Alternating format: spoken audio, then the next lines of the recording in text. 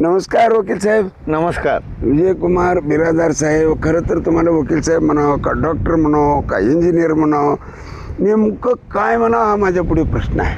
काही म्हणलं तर चालेल सर, नुसतं विजय कुमार म्हणलं तर चालेल. आपण मित्र आहोत, स्नेही आहोत, त्याच्यात काही फरक पडणार नाही. नाही, पण तुमच्या डिग्र्यांचा अभ्यास जर केला तर मला आश्चर्य वाटतंय की डिग्र्या मिळवणं, ते शिक्षण घेणं, डिग्र्या हा विषय नाही. ज्ञानप्राप्तीसाठी तुम्ही जे काही ज्ञानसाधना केला तुमच्या जीवनात, खऱ्या अर्थानं मनुष्य आनंदी, सुखी, समृद्ध, वैभवशाली पैशाने नसतो, ज्ञानाने असतो. खरं आहे. नाही ज्ञानेन सदृशं पवित्र मिह विद्यते असं श्रीकृष्णाने सांगितलेलं आहे. हो. आणि ते पवित्र ज्ञान तुम्हाला प्राप्त झालं किंवा त्याची ओढ लागली, आणखी तुम्ही शिकत आहात. कारण आता तुम्ही एखादी केस घेतला तर लॉ बघणार, नियम बघणार, हे सतत तुम्ही त्या ठिकाणी बसतात. आणि त्याच्याही पुढची गोष्ट सांगतो, हे कोणाला ह्या डिग्र्यामध्ये नाही, पण मी ज्यावेळेस स्विमिंगसाठी आलो त्यावेळेस तुम्ही मला म्हणलात की रेग्युलर आलं पाहिजे, तुमची समाजाला गरज आहे, तुम्ही फार उपक्रमशील आहात.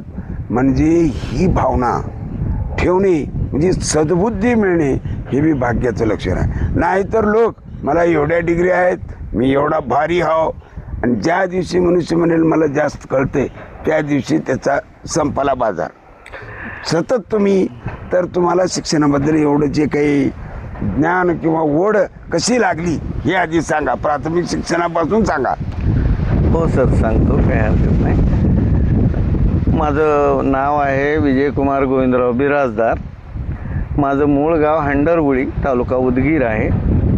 माझे वडील ग्रॅज्युएट होते, पोस्ट मास्टर होते, आणि 2020मध्ये ते वारले. वृद्धापकाळ वयाच्या 86व्या वर्षी वारले. बर. मग शिक्षणाचं महत्त्व वडिलाला तसं 10वी नंतर पोस्टामध्ये नोकरी लागली, पोस्ट मास्टर झाले. हां. पण त्यांनी एक्स्टर्नली बसून, तेव्हा ते औरंगाबादला किंवा आता सध्याचं छत्रपती संभाजीनगर जे आहे शहर, तिथं बाहेरून बहिस्त पद्धतीनं त्यांनी त्यांचे एक मित्र हेंगणे म्हणून होते, जे की रिटायर्ड वेटरनरी डॉक्टर आहेत. ते सध्या नांदेडला राहतात. साधारणपणे कधीची हे आम्ही सर, हे घटना असावं 68-70ची. हां. मी अगदी 5वी-6वीला असेल तेव्हाचं सुद्धा मला आठवतं आहे. हां. म्हणजे अभ्यास माझे वडिलाचे मित्र सुट्टीमध्ये परीक्षेच्या अगोदर एखादी महिना यायचे आणि दोघं मिळून अभ्यास करायचे आणि परीक्षा द्यायचे, आणि त्यांनी ग्रॅज्युएट झाले. म्हणजे वडिलांनीच मला शिक्षणाचं महत्त्व बाळकडून मला माझ्या वडिलाकडून मिळालं शिक्षणाचं महत्त्व. पण योगायोग असा की मी 10वीला ज्यावेळी 75ला माझी 10वी झाली सर, आम्ही 3 विद्यार्थी फर्स्ट क्लास आलो 10वीला, फक्त 3. आमच्या हंडरगुळी सेंटरमध्ये फक्त 3 विद्यार्थी फर्स्ट क्लास आले, ज्याच्यामध्ये मला सर्वात जास्त होते 68%. त्या काळात मला 68% मार्क मिळाले. एका माझ्या मित्राला श्यामराव क्षीरसागर म्हणून होता, त्याला काहीतरी 64 होते. एक विश्वनाथ सुळे म्हणून होता, त्याला काहीतरी 65 होते, असे काहीतरी होतं. शिक्षण म्हणजे आम्हाला बरेच लोक, तुम्ही इंजिनियर होणार का, डॉक्टर होणार का, आम्हाला काही कळायचं नाही. ग्रामीण भागातले विद्यार्थी आम्ही होतो. काय सायन्स काय आर्ट्स आम्हाला काहीच माहीत नव्हतं. आम्हाला अभ्यास करायचं एवढं माहीत होतं. पण त्याच्यानंतर असं घडलं, मी वर्गामध्ये थोडा दिसायला लहान होतो, म्हणजे माझी तब्येत थोडी अशी सडपातळ होती. त्याच्यामुळं वर्गातले सर्व मित्र मला थोडे त्रास द्यायचे. लहान मुलाला डोक्यावर हाणणे असेल, काही चिडवणे असेल, काही. मग त्याच्यामुळं कधी कधी वडिलाला वाटायचं, हे वडिलाला काय वाटलं माहीत नाही, पण 11वी आर्टला मला ॲडमिशन दिले न्यूट्रे साहेब. म्हणजे ह्याला नको बाबा, कॉलेजचं दगदग ह्याला होती का नाही, की माझ्याच गावामध्ये ते उच्च माध्यमिक, नेमकं मी 10वी पास व्हायला आणि उच्च माध्यमिक निघालं. कोणती? हंडरगुळीमध्ये शिवाजी विद्यालय माध्यमिक होतं, किसान शिक्षण, त्याचा उच्च माध्यमिकमध्ये रूपांतर झालं. म्हणून 12वीला तिथंच ॲडमिशन घेतलं. 11वी आर्ट मी तिथंच केलं. केल्यानंतर पुन्हा मग तिथेही मला अभ्यासामध्ये गोडी लागेना, मला थोडंसं पुढं जावं अशी भावना होती. वडिलाला सांगायची हिंमत नव्हती. वडिलाला मी पोस्टकार्ड लिहिलं, माझ्या भावना व्यक्त केल्या. आणि म्हणजे घरी असूनही घरी असून मी पत्र लिहून पोस्टात टाकलं वडिलाला. हा, अरे वा. कारण वडिलाला काही गोष्टी सांगायचं माझ्यापाशी हिंमत नव्हती. वडिलाला आम्ही भीत होतो. तर त्याच्यामुळं मग काय झालं माहीत नाही. पुन्हा वडिलांनी माझे शिरूर ताजबनला पोस्टमास्टर म्हणून त्यांची ट्रान्सफर झाली. त्यावेळेस आपले माजी आमदार माजी मंत्री बाळासाहेब जाधव सरपंच होते शिरूर ताजबनचे. मला चांगलं आठवते. ते पोस्टामध्ये फोन लावायला यायचे आणि तासन-तास बसायचे. कारण शिरूर ताजबनला एकच टेलिफोन होता पोस्टामध्ये त्या भागात. त्यांनी असं खुर्च्या टाकून बसायचे आणि फोन लावून लाईटनिंग कॉल लावलं की फोन लागलं की बोलायची. मग वडिलाचे एक मित्र गुडसूरकर म्हणून गुडसूरचे शिक्षक होते. त्यांचा मुलगा कुठेतरी इंजिनिअरिंगला होता. मग त्यांनी आमच्या वडिलाला विचारलं, तुमची मुलं काय करतात? त्यांनी म्हणले काही नाही, म्हणले काय शिक्षण होऊन तरी काय पडलंय. म्हणून मी त्याला किराणा दुकान लावून दिलं. म्हणून हांड्रगोळीला मला किराणा दुकान लावून दिले वडिलांनी. म्हणजे शिक्षण सोडायला लावले. शिक्षण सोडायला लावले. काय माहित नाही, वडिलाचा स्वभाव थोडा रागीट होता. मग वडिलाचं त्या गुडसूरकरच्या मुलांनी, जसं की आता अगोदरचं चंबुले हॉस्पिटल आहे बघा देगलूर रोडचं, तिथंच ते गुडसूरकरचं घर आहे. त्या शिरीष जोशी त्या देशपांडेच्या पलीकडे कुठतरी. ते ब्राह्मणच आहेत गुडसूरकर सुद्धा, गुडसूरची आहेत. मग त्यांच्या मुलांनी वडिलाचं थोडं ब्रेन वॉशिंग केल्यावर महाराष्ट्रातल्या सर्व पॉलिटेक्निकला वडिलांनी फॉर्म अर्ज पाठवला. तेव्हा काय व्हाईट पेपरवर अर्ज लिहायचा आणि पोस्टल ऑर्डर काहीतरी पाठवायचं. आणि वडील पोस्टात असल्यामुळं बाय रजिस्टर पोस्टाने पाठवले. आणि मला रत्नागिरीला पॉलिटेक्निकला नंबर लागला. मी 1-1.5 महिना लागल्यानंतर लातूरच्या शासकीय तंत्रनिकेतनला माझा नंबर लागला. म्हणजे तिकडं बी नाही, मग वेटिंग मध्ये लागला लातूरला. मग तिथलं मी रिझाईन करून मी लातूरला आलो. मग लातूरला माझं पुरणमल लाहोटी शासकीय तंत्रनिकेतनला 77ला ऍडमिशन झालं आणि 80ला मी पास झालो. माझं एकही सेमिस्टर वाया गेलं नाही. मी आणि फायनल डिप्लोमा सुद्धा थ्रूआउट डिप्लोमा माझा फर्स्ट क्लासमध्ये. नाही, मला एक प्रश्न विचारायचा आहे. माध्यम कोणतं होतं ते? इंग्रजी माध्यम. इंग्रजी. तुम्ही मराठी माध्यमात? मला थोडं पहिले 6 महिने मी वडिलाला म्हणलं मला काही समजत नाही, माझ्या डोक्यावरून चाललंय सगळं. पण वडिलांनी माझ्या 1-2 प्राध्यापकाला याला भेटून माझं काउन्सिलिंग केले. त्यानं वडिलालाही लक्षात आलं की हा डिप्लोमा केल्या नोकरी लागते. मग 1-2 शिकवण्या आम्ही लावल्या, जे विषय अवघड जात होते. मग शिकवण्या लावल्यानंतर मला ते विषय इझी गेले आणि मी थ्रूआउट डिप्लोमा माझा फर्स्ट क्लास आहे. डिप्लोमाला सुद्धा मला फायनलला 68% मार्क आहेत. मला महत्त्वाचा प्रश्न विचारायचा आहे. तुम्हाला जर इंग्रजी माध्यमात घातली असती तर म्हणजे इंग्रजी माध्यम चांगलं की मराठी माध्यम मुलांसाठी तुमचं मत? आता सर, इंग्रजी माध्यमात जर गुणवत्ताधारक शिक्षक असतील तर चांगलं. आता इंग्रजी शाळा शक्यतो नॉन ग्रँटेड आहेत. मग नॉन ग्रँटेड शाळेमध्ये 15-20 हजारावर जे शिक्षक काम करतात त्यांच्याकडे किती गुणवत्ता असेल हे मी त्याच्याबद्दल काही मला एवढं बोलू शकत नाही. आणि काही जसं की शासकीय नोकरी लागायला जसं एक्झाम आहे शिक्षकाला, तसं इकडं काही गुणवत्ता तपासायचं काही तुमच्याकडे मूल्यमापन नाही. म्हणजे काहीतरी बऱ्याच वेळा कुणाकडं तर मित्राकडं कुणाकडे गेल्यावर लक्षात येते ते आमची सून घरी बसून काय करावं म्हणून इंग्लिश मिडियमला ते शिक्षिका म्हणून काहीतरी देतात 15-20 हजार असं काहीतरी ऐकलेलं आहे मी. आणि जर आपण मेरिट जर पाहिलं 12वीचं मेरिट, MPSCचं मेरिट, UPSCचं मेरिट, तर सर्व विद्यार्थी आपापल्या मातृभाषेत शिकलेले विद्यार्थी पुढे गेलेले आहेत. जे की मी स्वतः ज्या जिल्ह्यात आहोत, निटरे साहेब तुम्ही सुद्धा लातूर जिल्ह्यातले आहात, तर ह्या जिल्ह्यामध्ये जे कोणी IAS IPS झाले, आपण सध्या उच्च पदस्थ म्हणजे सर्वात मोठं समजतो हे IAS IPS. तसं तर मिसाईल मॅन तुमचे अब्दुल कलाम सुद्धा मला वाटतं जिल्हा परिषद शाळेत शिकले. जिल्हा परिषद शाळेत बरेच शास्त्रज्ञ मोठे विद्वान मंडळी जे नासा इस्रोमध्ये सुद्धा गेले ते मातृभाषेत शिकलेले आहेत, जिल्हा परिषद शाळेत शिकलेले आहेत. अगदी खरं आहे. महात्मा गांधीजींनी सुद्धा सांगितलं की मातृभाषेतून शिक्षण झालं पाहिजे. का? कारण घरचं शिक्षण, आईवडिलाचं वातावरण, गल्लीतलं वातावरण, एक तर तुम्ही म्हणल्यासारखं अध्यापकाची म्हणजे क्वालिफिकेशन कमी आहे आणि त्याही उपर हे सगळं शिक्षण जर तुम्हाला इंग्रजी माध्यमातून शिकवायचं ठरवलं तर ते शक्य नाही. पण खरंच वाघिणीचं दूध शिक्षणाचं जर घेतलं असेल, कोणत्याही भाषेवर माणूस प्रभुत्व मिळवू शकतो. आणि म्हणूनच तुम्ही एवढ्या मोठ्या डिग्र्या प्राप्त केलात, कोणत्या मातृभाषेतली शक्ती तुमच्यात आहे, ज्ञान तुम्हाला प्राप्त झाले, तर मग पुढे चालू द्या. सर्व कन्सेप्ट क्लिअर होणे ज्याला आपण म्हणतो, त्याला मूळ त्या विषयाचा गाभा समजून घ्यायचा असेल तर मातृभाषेमध्ये शिकलं पाहिजे. आणि जर तुम्हाला इंग्रजी माध्यमात शिकवायचंच आहे तर ते पालक सुद्धा मग लेकराला संभाषण इंग्रजीत करावं लागेल. बरोबर. घरी तुम्ही लेकराला बोलताना इंग्रजीत बोलावं लागेल. तेवढं संभाषण कौशल्य पालकाकडे आहे का? किंवा शाळेमधल्या शिक्षकांनी विद्यार्थ्याला काय शिकवलंय हे वही तपासण्याचं तुमच्याकडे तेवढी गुणवत्ता कौशल्य आहे का, हे पालकांनी स्वतःला विचारून बघा. बरोबर आहे. आपल्या मला तरी आजही वाटतंय बरेच यूट्यूबवर सुद्धा बऱ्याच IAS IPSच्या मुलाखती उपलब्ध आहेत. त्यांनी म्हणतात मला इंग्रजी फार येत नाही, कामापुरतं येतंय, मी IAS झालो.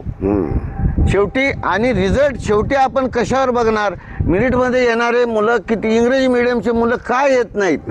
आणि दुसरी अडचण अशी आहे मला माझ्या दृष्टीनं की इंग्रजी मिडियमचा मुलाला समजा नोकरी नाही लागली, त्याला तुम्ही एखादा बिझनेस टाकून दिलात तर त्याला लोकांशी वार्तालाप चर्चा करता येत नाही.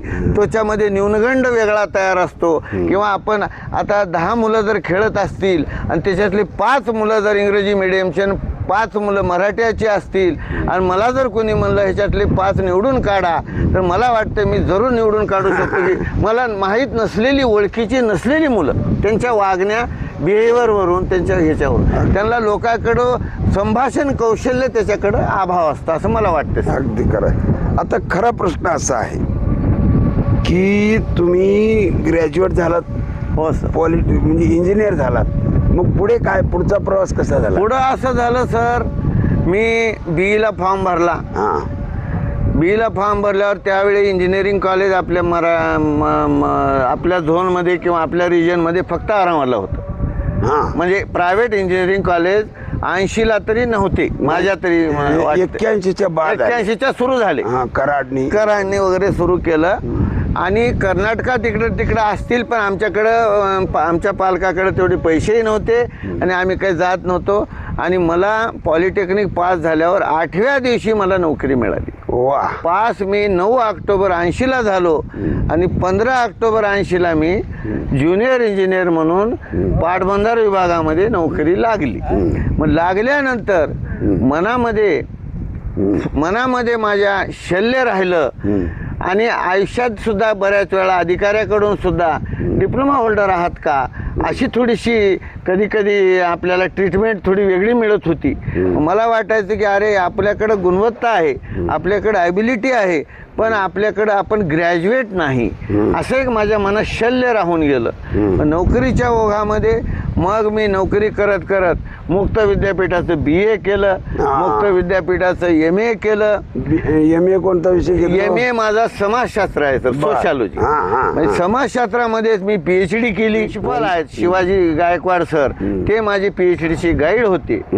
लातूर जिल्ह्यातील कुपोषित बालकाचा समाजशास्त्रीय अभ्यास, 6 वर्षापर्यंतच्या बालकाचा, कुपोषित बालकाचा समाजशास्त्रीय अभ्यास ह्या विषयावर मी प्रबंध लिहिला.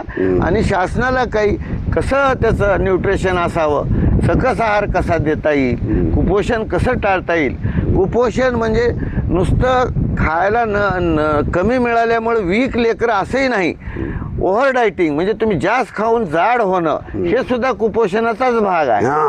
मग ह्याची सगळी आकडेवारी जे आपल्याकडं ते डिपार्टमेंट आहे हे स्त्री आणि बाल विकास योजनेचं, त्या डिपार्टमेंटकडून आम्ही डाटा गोळा केला आणि मी 180 बालवाड्याला मी भेटी दिल्या सर. भेटी दिल्या. तिथल्या लेकरांची कुपोषित बालकाची आकडेवारी घेतली. आणि इंजिनियर असं एक आवड म्हणून मला अच्छा. सोशल टच मला राहायचा म्हणजे अगोदरपासून आवड आहे. कधी आंब्याच्या झाडावर कधी जांभळाच्या झाडावर. हा. ते समाजामध्ये मिसळत राहावं, हा. वेगवेगळ्या क्षेत्रातलं ज्ञान मिळवावं, हा. असं काही प्रसंग आले. मग आणि कुठल्याही प्राध्यापकाचे वगैरे भाषणं कुठली ऐकायची मला आवड होती. कुठेही गेलं की कुणी म्हणायची की डॉक्टर, इंजिनियर आणि काय वकील हा. He is a cream of society. म्हणजे हे तिघाचंच नाव घेतलं जायचं. हो. कुणी घेतं की ह्या तिघाचंच नाव घेतलं जायचं.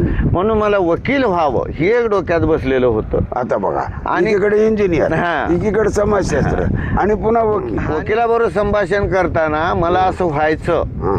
की काही मुद्दा माझा करेक्ट असताना सुद्धा वकील मंडळी म्हणायची, बिरादर साहेब तुम्ही वकील आहात का? मी वकील आहे, माझंच खरं आहे असं म्हणायचे. मग त्यावेळेस सुद्धा मनाला माझ्या वाटलं की माझं खरं असून सुद्धा हे ऐकत नाही, म्हणून माझ्याकडं ती डिग्री असली पाहिजे. हा. ही आहे म्हणून मी वेगळ्या क्षेत्रातल्या डिग्र्या मिळवायचं हे केलं. पॅरलली मी सर न्यूट्री सर अनेक डिग्री आहेत, GDC. हां GDC अँड हे सुद्धा मी केलेलं आहे. हां. ऑडिटिंग आपल्याला ते सुद्धा कौशल्य असावं. मी जर्नलिझमची डिग्री BA MJ सुद्धा केलं आहे. मास्टर ऑफ जर्नलिझम, पत्रकारितेचं सुद्धा कौशल्य असलं पाहिजे. MAW master of social work ही सुद्धा डिग्री मी घेतलेली आहे. माझ्याकडं टोटल 25 डिग्री आहेत सर. वा वा वा. ग्रॅज्युएशन, पोस्ट ग्रॅज्युएशन, काही कोर्सेस, काही डिप्लोमा. मी योग शिक्षक सुद्धा आहे. DYT सुद्धा मी केलेला आहे. मला काही योग क्लासेस घ्यायचा वेळ मिळत नाही, पण वजन कमी कसं करावं आणि वाढवावं कसं हे कौशल्य मी कुणाला सांगू शकतो. अप्रतिम. मध्ये माझी मुलगी MBBS ला लागली. MBBS ला भरपूर अभ्यास करावा लागतोय. मग तिनं पुस्तकं वाचत असताना तिनं कधी झोपली वगैरे, आणि मलाही वाटायला लागलं की लेकरा बऱ्याच जणांचे मुलींचे बायोडाटा वगैरे काढले तर त्याच्यामध्ये वडिलाच्या डिग्र्या लिहिलेल्या जातात किंवा वडिलाची माहिती, वडील कोण आहेत, काय करतात. मग मला हे सुद्धा वाटायला लागले की, आणि दुसरं काय झालं, माझे मेहुणे, माझ्या मिसेसचे भाऊ एक MBBS DGO डॉक्टर आहेत, एक वकील आहेत. बऱ्याच वेळा कुठं परिचय करून देताना मला थोडं संकोचला वाटलं की आपल्याकडे प्रभावी डिग्री असल्या पाहिजेत, की बाबा लेकरालाही सांगताना आपले वडील एवढे गुणवत्ता होते हे सांगताना अभिमान वाटला पाहिजे. म्हणूनच मी म्हणलं तुमची ही जी डिग्री आहे, तुम्ही मुलांच्या बाबतीत बोललात, पण सगळ्या समाजाला हे सगळे मानव शिक्षणाची जोपर्यंत परंपरा आहे तोपर्यंत तुमची मुलाखत शिक्षणाला लोकांना प्रेरणा देईल अशी आहे. आणि माझ्या ह्या डिग्र्या सगळ्या, आता एक तर डिग्री माझी परवा 4 महिन्यापूर्वी आल्या, MLIP master of library science. या डिग्र्यामुळं मला कुठलाही आर्थिक लाभ होत नसताना मी केलेलं आहे. मला ह्याची कुठल्या डिग्रीचं काहीतरी सर्टिफिकेट जोडून मला काही इन्क्रिमेंट मिळणे, पगार वाढणे हा विषय नव्हता. उलटा माझा खर्च, वेळ सगळंच हे होत होतं. पण मला अभिमान आहे, मी जर मागे वळून पाहिलं तर मी कधी केलंय असं मला कधी कधी प्रश्न पडतो. कारण बऱ्याच वेळा मुक्काम कशाला करावा म्हणून मी नांदेडला सकाळी लवकर जाऊन 3 तास बसून पुन्हा संध्याकाळी मी घरी आलेला आहे सर. असं आहे. आणि मुलीलाही प्रेरणा मिळावं, आणि मुलगी कधी जर झोपायला लागली अभ्यास करून तर मी पॅरलली दुसऱ्या रूम मध्ये अभ्यास करायचं. म्हणजे इकडं अभ्यास आपले पप्पा करतायत, मी का करू नये, तिला थोडं ह्याची जाणीव झाली पाहिजे. सर्व समाजासाठी, सर्व मुलांसाठी तुमच्याकडून द्यावा म्हणून तुम्हाला बोलवलं. शिक्षणाची गोडी लागली पाहिजे. मला हे म्हणायचं नाही त्याला किती ट्युशन लावले, किती पुस्तकं लावली, किती दर्जाच्या शाळा मिळवून दिली, त्याच्या आतील जर स्फुलिंग जागृत झालं, चैतन्य जागृत झालं तर ते मुलगा मागे पडत नाही. हो सर, बरोबर आहे. म्हणून ह्या एवढ्या तुम्ही डिग्र्या घेतल्यात तर हे खरोखरच आता मी स्वतःला भाग्यवान समजतो की माझ्यासोबतचा माझा मित्र एवढा हायर क्वालिफाईड आहे, 25 डिग्री आहेत, ही साधी गोष्ट नाही. तर तुमच्याकडून प्रेरणा आमचे विद्यार्थी घेतीलच. पण या निसर्गरम्य वातावरणात आपण आलो आहोत, किती छान वातावरण आहे, किती शुद्ध हवा आहे. पर्यावरणाच्या बाबतीत तुम्हाला बोलण्याची आवश्यकता नाही. बाजार भरायचा हो, आणि 1 दिवसामध्ये पूर्ण बाजार पाहणं होत नव्हतं. बरोबर. एवढं प्रचंड यायचं पशुधन. म्हणजे सगळे व्हरायटी, गायी असतील, म्हशी असतील, बैल असतील, गोरे असतील, शेळ्या असतील. शेळ्या असतील. आणि ह्याच्यामुळं रोजगार उपलब्ध व्हायचा, खत मिळायचं, सगळंच व्हायचं. काही लोक जनावराला पाणी विकून, काही चारा विकून आपली उपजीविका भागवायची. हो. कोणी मध्यस्थाची भूमिका करून मध्ये काही प्रॉफिट किंवा काय जे काय असेल, हजारो लोक आमच्या गावचे कितीतरी ह्या व्यवसायात सेटल झाले. पण आता प्रत्येकाला असं वाटायला लागलं की जनावरं जास्त नको, कोण करावं, करण्याची प्रवृत्ती राहील नाही. मशिनरी युग आलेला आहे आणि पशुधन कमी झाल्यामुळं चांगलं खत मिळत नाही. पण मग कृत्रिम खत घालणे, सगळं कृत्रिम औषधं टाकणे, हे सगळं आलेलं आहे. ह्याच्यामुळं निसर्गाचा ऱ्हास होत चाललेला आहे. म्हणजेच आपला पर्यावरणाचा, म्हणजे पर्यावरण आपला. निसर्ग म्हणजे शेवटी निसर्ग आपल्यावरच कोपणार आहे. पाणी न पडणे असेल, आणखी दुसरे कुठलं संकट असतील, विषारी अन्न आहे. विषारी अन्न आहे. काहीच व्यसन नसलेल्या माणसाला कॅन्सर होतो. कशामुळे होतं हेच प्रश्न पडलाय. नाही, मला आता प्रश्न आहे, मी स्वतःला बोलतो, तुम्हालाही बोलतो. आता 70 वर्षाच्या आसपास आपण आलो. होय सर. सरासरी वय भारतातलं 70 आहे. होय. म्हणजे आपला अवतार त्या दृष्टीने संपलेला आहे. होय. आता आपण आपल्या मुलांसाठी, नातवंडासाठी जे शिक्षणाचे धडे करून आलो, त्यांच्या नशिबाला हे बंजर जमीन देऊ लागलो. होय. रासायनिक खताचे सगळे अन्नधान्य देऊ लागलो. जसं पहिलं गावच्या गाव वस पडायची, हो. आता तडपडून माणसं मरतील, म्हणजे आपली पुढची पिढी आपण संपलो. मग यासाठी आपण काय सावधगिरी बाळगावी असं तुम्हाला वाटतं? चला ग्रामीण भागाकडे. मी माझ्या मुलीला सांगितलेलं आहे, निटोरे साहेब डॉक्टर जावं, डॉक्टर माझी मुलगी MBBS आहे, PGची तयारी करते. दोघेही डॉक्टर आहे, जावई आणि मुलगी. माझ्या मुलीला मी सांगितलेलं आहे, तुम्ही मुंबई पुण्याला हॉस्पिटल बांधलेलं मला आवडणार नाही. वा.